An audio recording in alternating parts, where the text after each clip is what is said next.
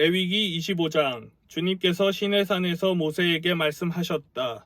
너는 이스라엘 자손에게 말하여라. 그들에게 다음과 같이 일러라. 내가 너희에게 주기로 한 그 땅으로 너희가 들어가면 나 주가 쉴 때에 땅도 쉬게 하여야 한다.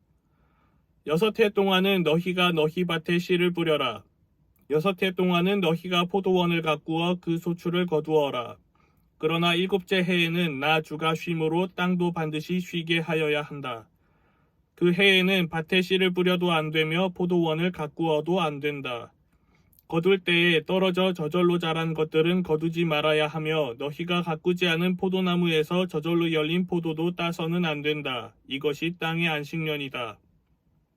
땅을 이렇게 쉬게 해야만 땅도 너희에게 먹거리를 내어줄 것이다. 너뿐만 아니라 남종과 여종과 품꾼과 너와 함께 사는 나그네에게도 먹거리를 줄 것이다.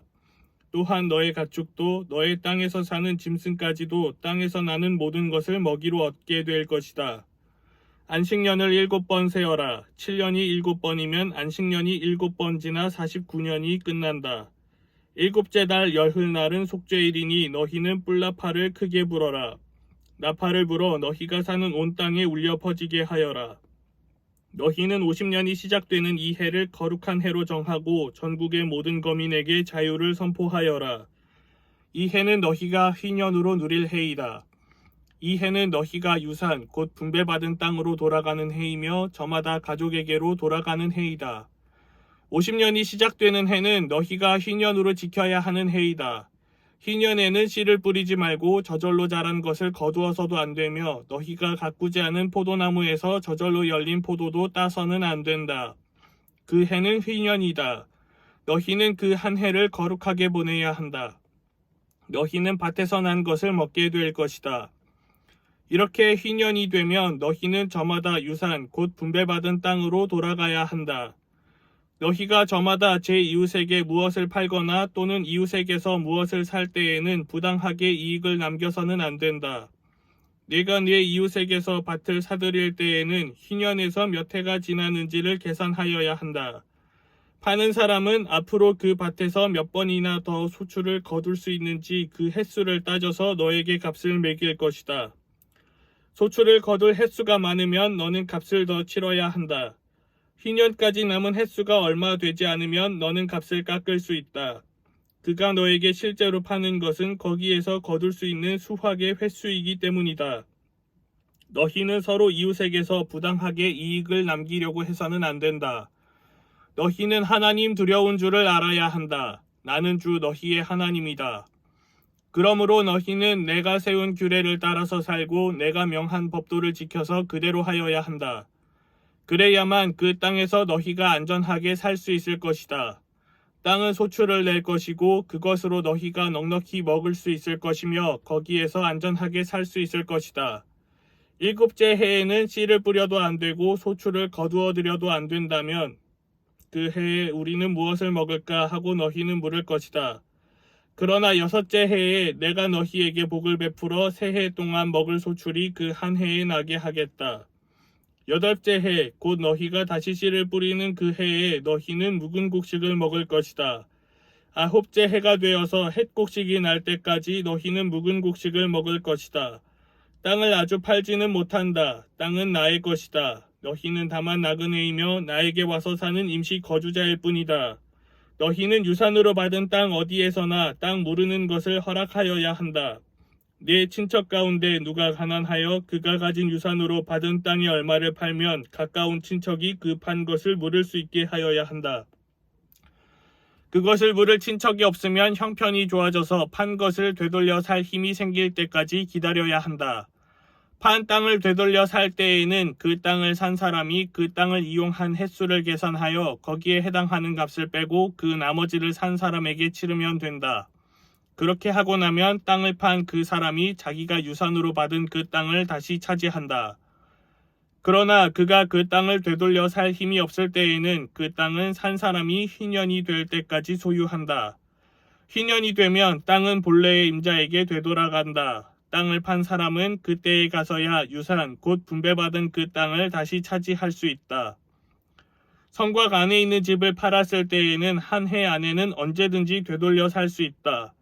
집을 판 사람은 한 해 동안은 그것을 물을 수 있는 권리가 있다. 그러나 판 사람이 그것을 한 해 안에 되돌려 사지 못하면 성곽 안에 있는 그 집은 아주 산 사람의 소유가 되어 대대로 그 자손에게 넘어간다. 휘년이 되어도 본래의 집 임자에게 돌아가지 않는다.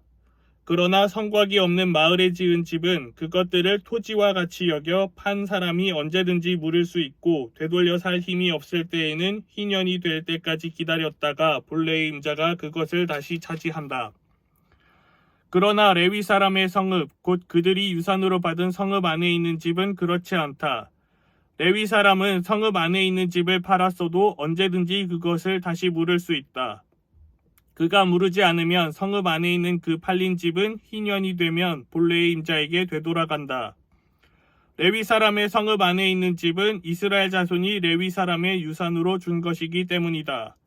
레위 사람의 성읍에 딸린 땅도 또한 영원히 레위 사람의 유산이기 때문에 팔 수 없다.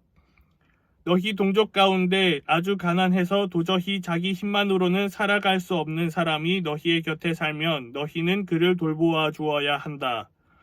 너희는 그를 나그네나 임시 거주자처럼 너희와 함께 살도록 하여야 한다. 그에게서는 이자를 받아도 안 되고 어떤 이익을 남기려고 해서도 안 된다. 너희가 하나님 두려운 줄을 안다면 너희의 동족을 너희의 곁에 데리고 함께 살아야 한다. 너희는 그런 사람에게 이자를 받을 목적으로 돈을 꾸어 주거나 이익을 볼 셈으로 먹거리를 꾸어 주어서는 안 된다. 나는 너희의 하나님이 되려고 너희에게 가나안 땅을 주고 너희를 이집트 땅에서 이끌어낸 주 너희의 하나님이다. 너희 곁에 사는 동족 가운데서 누군가가 가난하게 되어서 너희에게 종으로 팔려왔어도 너희는 그를 종부리듯 해서는 안 된다. 너희는 그를 품꾼이나 임시 거주자처럼 너희의 곁에서 살도록 하여야 한다. 너희는 희년이 될 때까지만 그에게 일을 시키다가 희년이 되면 그가 자식들과 함께 너희를 떠나 자기 가족이 있는 조상에게서 받은 유산의 땅으로 돌아가도록 하여야 한다. 그들은 내가 이집트 땅에서 이끌어낸 나의 품꾼이므로 너희가 그들을 종으로 팔 수 없다. 너희는 그를 고되게 부려서도 안 된다. 오른지기 너희는 하나님 두려운 줄을 알아야 한다.